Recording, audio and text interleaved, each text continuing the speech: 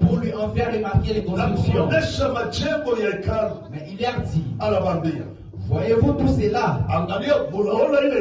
Je vous l'ai dit en vérité, il ne restera pas ici pierre sur pierre qui ne soit renversé.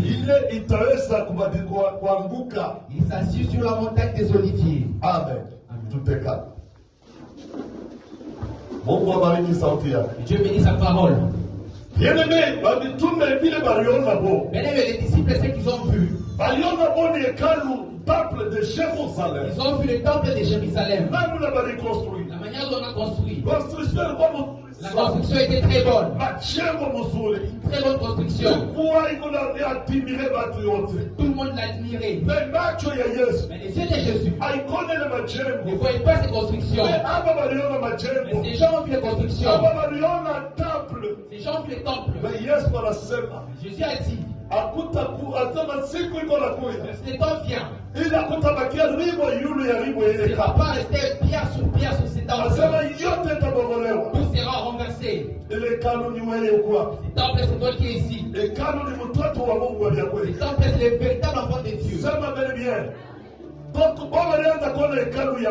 Et il voit les temples avec les yeux. On a construit avec les mains des hommes. Mais lui voyait les temples qui va construire dans les corps de quelqu'un. Mais tu es le temple des dieux. Tu es le temple des dieux. Tu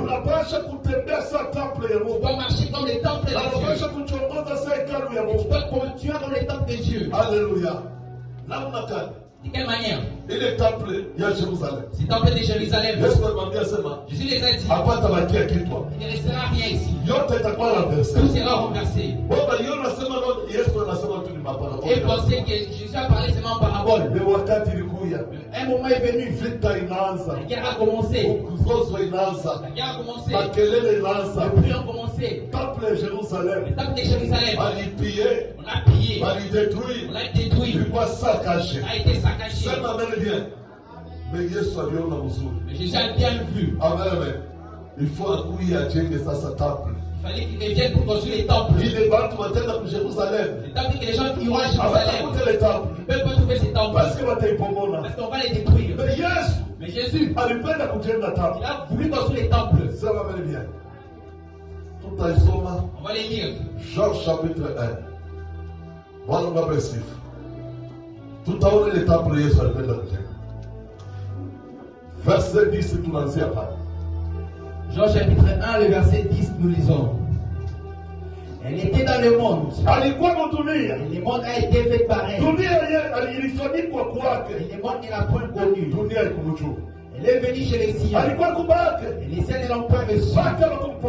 Mais à tous ceux qui l'ont reçu, à ceux qui croient en son nom, elle a donné le pouvoir de devenir enfants de Dieu, lesquels sont nés, non du sang, ni de la volonté de la